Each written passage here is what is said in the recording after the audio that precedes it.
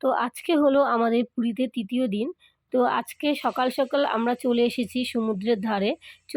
আসিনি, আমরা যাচ্ছি সমুদ্রের ধারে আমি আর আমার হাসব্যান্ড। কারণ আমার দিদিরা, মারা ওরা আগেই চলে গেছে। আমাদের না যাওয়ার কথা ছিল না। কারণ আমার শরীরটা না খুব খারাপ ছিল।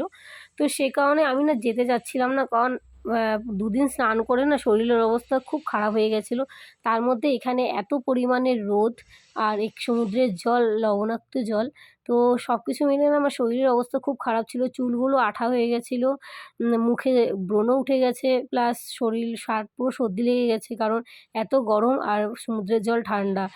তো সব মিলিয়ে একদম আমার খুব খারাপ অবস্থা ছিল। তো আমি আজকে একদমই স্নান করতে চাইনি, কিন্তু আমার হাসব্যান্ড ও আমার সাথে রুমে রেস্ট করছিল, কারণ যেহেতু আমি একা ছিলাম। তো ওর মুখের দিকে তাকিয়ে না আমি ভাবলাম কি না যাই, একটু সমুদ্রের ধারের থেকে ঘুরে আসি। আর এখানকার লোকজনকে দেখে নিজেকে না মানে আর আটকে রাখতে পারছিলাম না স্নান করার জন্য। তো এত লোকজন আর সবাই স্নান করতেছিল। পরিবেশটা খুব সুন্দর ছিল। যেহেতু আজকেই আমাদের লাস্ট দিন, তো তার জন্য ভাবলাম তো যাই হোক তাহলে স্নানটা করা যাক। তো তারপর আমরা শেষমেশ দুজন মিলে চলে গেলাম স্নান করতে। সো হ্যালো এভরিওয়ান, এখন আমরা স্নান করে চলে এসেছি। এখন আমরা যাচ্ছি হলো খাওয়া দাওয়া করতে। তো আমার হাজব্যান্ড, আমার দাদা সামনেই আছে। তো আমি এখন মানে বের হচ্ছি। তো খাওয়া দাওয়া করে নিয়ে তারপরে হলো আমরা আবার বেরোবো ঘুরতে যাওয়ার।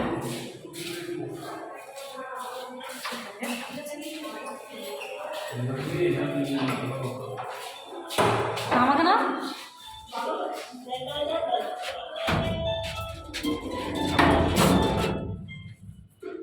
আমাদের ও না প্রচণ্ড লজ্জা পায়। তো সে না ক্যামেরার সামনে আসতে চায় না একদমই। তো আমিও জোর করে আনতে চাই না, যেহেতু লজ্জা পায়। তো যাই হোক আমরা দুজন না লিফট করে নেমে পড়লাম হোটেলের নিচে। কারণ আমরা এখন খেতে যাবো আরেকটা হোটেল আছে, সেখানে খেতে যাবো। ওখানকার খাওয়া-দাওয়া মোটামুটি ভালোই আছে। জানোই বাইরের খাওয়া-দাওয়া খুব একটা স্বাদের হয় না। তো তাও যেখানে আমরা আজকে খাবো, তো সেই দোকানের খাওয়া-দাওয়া আশা করি ভালো হবে। আগের দিন এই ২ দিন যেখানে খেয়েছি না খুব একটা ভালো ছিল না। তো আজকে একটা নতুন হোটেলে ঢোকার ইচ্ছে আছে। তো সেখানেই আমরা যাবো আজকে। আমরা যেই হোটেলটাতে ছিলাম সেই হোটেলটা ছিল একদম স্বর্গদুয়ারের উল্টা দিকে। স্বর্গদুয়ার বলতে পুরীর যে শ্মশান, সেই শ্মশানের নাম হলো স্বর্গদুয়ার। তো শুনেছি এটা অনেক বড় একটা শ্মশান। তো এই শ্মশানে না আ মানে সারাদিনে প্রায় অনেকগুলো বডি আসে। অনেক মানে অল টাইম মানে ভিড় থাকে। তো এখানে দেখো সাইডে কিন্তু মানে রেখে দিয়েছে অনেকগুলোকে বডি, যেগুলোকে আস্তে, আস্তে নিয়ে যাবে চুল্লিতে। তো আমরা এখান দিয়ে যাতায়াত করি। আর এখানে ধোঁয়া হলো গায়ের মধ্যে অল টাইম লাগে। কিন্তু কি করব? কিছু করার নেই। আমরা মানে থেকেছি এমন একটা জায়গায়। তো যাই হোক এখান থেকেই চলে গেলাম আমরা খাওয়ার জন্য। 2000 years later. তো খাওয়া-দাওয়া করে চলে আসলাম হোটেলে। আজকে যেই হোটেলে আমরা খেয়েছি ওখানকার খাবার-দাবার মোটামুটি ভালোই ছিল। খুব একটা খারাপ ছিল না।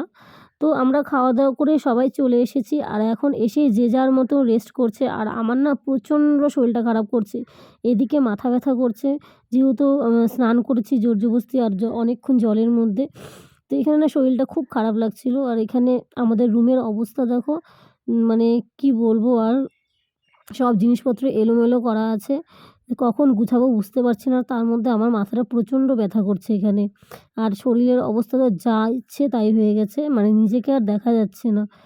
তো যাই হোক কিছুক্ষণ রেস্ট নিয়ে আমরা আবার শুরু হয়ে গেলাম রেডি হওয়ার জন্য।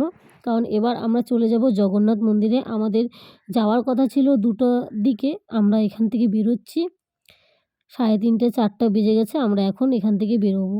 তো তার আগেই মারা দেখি রেডি হয়ে গেছে। আর আমি না শুয়েই ছিলাম। আমি রেডি হতে আর মানে ইচ্ছে করছিল না। তারপর আমি আস্তে ধীরে রেডি হয়ে নিলাম। শাড়ি পরার কথা ছিল।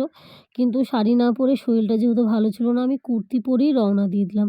কারণ যেহেতু এত বেলা হয়ে গেছে, পূজা তো দিব না আমরা। তো শুধু দর্শন করেই চলে আসবো। কারণ পূজা দেওয়ার কথা ছিল, একটু প্রবলেমের জন্য পূজা দেওয়া হয়নি। তো তারপর দেখি যে একে, একে সবাই রেডি হয়ে গেছে। তো তাড়াহুড়ো করে এখন বার হবো। কিন্তু তার মধ্যে আমি খুঁজে পাচ্ছি না আমার অনেক কিছু। কোথায় রেখেছি আমার সাজার জিনিস আমি কিচ্ছু খুঁজে পাচ্ছি না। তো চারিদিকে খোঁজাখুঁজি করছি। আর এদিকে আমার হাসব্যান্ড মানে চিল্লাচিল্লি শুরু করে দিয়েছে যে দেরি হয়ে যাচ্ছে। আর ওখান থেকে আমাদের গাড়ির ফোন আসছে। তো যাই হোক শেষমেশ আমরা এখান থেকে সবাই রওনা দিয়ে দিলাম। দিদি আর জামাইবাবু যায়নি। কারণ আমার ভাগনার শরীরটা খুব খারাপ ছিল। যেহেতু ১ম দিন স্নান করেছে ছোট বাচ্চা। আর মানে ট্রেনে জার্নি ছিল তো ওর না খুব সর্দি লেগে গেছে। এতটা ঠান্ডা লেগেছে ও মানে কি বলবো আর শ্বাস নিতেও ওর প্রবলেম হচ্ছে। তো যাই হোক এখানেই ডাক্তার দেখিয়েছে, দেখিয়ে ওরা ওষুধ এনেছে, এনে খাইয়ে দিয়ে এখন ওরা রেস্ট করছে। ওরা আর যাবে না। তো এখানে আমি, মা, বড় মা, দিদি আর আমার হাসব্যান্ড আমরা ৬ জনই বেরিয়ে পড়লাম জগন্নাথ মন্দিরে যাওয়ার জন্য। আর আমার জামাইবাবু যেহেতু এই জায়গাটাকে চিনতো তো জামাইবাবুর সাথে গেলে না আমাদের অনেকটা সুবিধা হতো। আর আমরা যেহেতু জায়গাটা ঠিক চিনি না তো আমাদের না একটু প্রবলেম হচ্ছিল। মানে হয়েছে, অনেকই প্রবলেম হয়েছে। তো যাই হোক যেহেতু জামাইবাবুরা যেতে পারবে না এখন আমাদেরই যেতে হবে।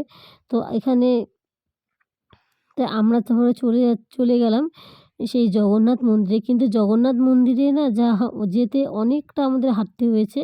কারণ অনেকটা ভেতরে ছিল। বললাম না আমরা ভাবছিলাম সামনে হয়তোবা কিন্তু না, অনেকটা হেঁটে, হেঁটে যেতে হয়েছে। কারণ আমরা ভাবিনি যে এতটা দূরে যেতে হবে। কিন্তু সত্যি কথা বলতে যখন আমরা মন্দিরটা দূরের থেকে দেখতে পেলাম এতটা ভালো লাগলো আর মনটা না খুবই শান্তি পেয়ে গেছিল। যে যেই কারণে আমরা পুরীতে এসেছি শেষমেশ সেখানে আমরা যাচ্ছি। তো জগন্নাথ মন্দির যে ওটা ছিল আর এই সাইড দিয়েও কাজ হচ্ছিল। পুরোটাকে যেহেতু এটা মন্দিরের জায়গা তো সাইডে সম্পূর্ণ এরিয়াতে না মন্দিরের মতন সুন্দর জায়গা করে দেবে। আর মেন হয়েছিল কি আমরা যেদিক দিয়ে বেরোয় সেই গেট দিয়ে আমরা সেই দিকে চলে এসেছিলাম। তারপরে আমরা এখান থেকে আরও ব্যাক করে চলে গেলাম যেদিক দিয়ে প্রবেশ করে। যেহেতু আমাদের ১ম দিন ছিল সেক্ষেত্রে না আমরা ঠিক বুঝে উঠতে পারছিলাম না কোন দিক দিয়ে ঢোকে, কোন দিক দিয়ে বেরোয়। তো লোকজন যেদিকে যাচ্ছে আমরাও সেদিকেই যাচ্ছি। আর এত বড় এরিয়া ধরে মানে বিশাল একটা বড় এরিয়া আর সাইড দিয়ে মন্দিরও হচ্ছে। তো যখন আমরা মন্দিরে প্রবেশ করলাম মানে মন্দিরের বাইরে, মন্দির তো অনেক দূরে আমাদের থেকে। আমরা দেখে অবাক হয়ে গেছি যে এত লোক প্রায় ৬-৭ হাজার উপরে লোক হবে। এত লোক যেখানে পা রাখা যাচ্ছে না। এইদিকে তো লোক আছেই আছে, তারপর বিশাল একটা লাইনও আছে। তো আমরা না লাইন দেখিনি। আমরা ভাবছি যে হয়তোবা এই পাশ দিয়ে ঢোকা যাবে। তো অনেকক্ষণ এখানে দাঁড়িয়েছিলাম। তারপর শেষমেশ দেখি কি যে ওইদিকে সবাই যাচ্ছে আর ওদিকে মানে সবাই বলছে যে ওই দিক দিয়ে ঢোকে। তো আমরা যখন এসে দেখি এখানে এত বড় লাইন তখন আমরা পাগল হয়ে গেছি।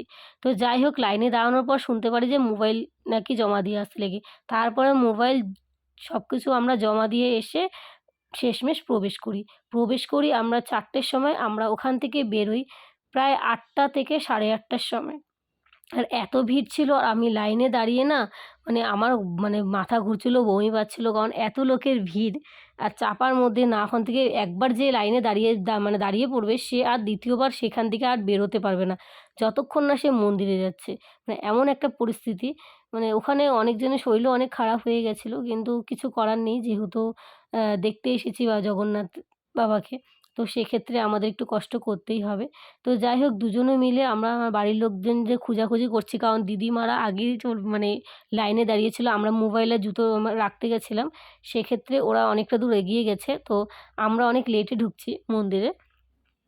আর সত্যি কথা বলতে মন্দিরের ভেতরটা খুব সুন্দর ছিল কিন্তু ঠিক আমরা ঘুরতে পারিনি।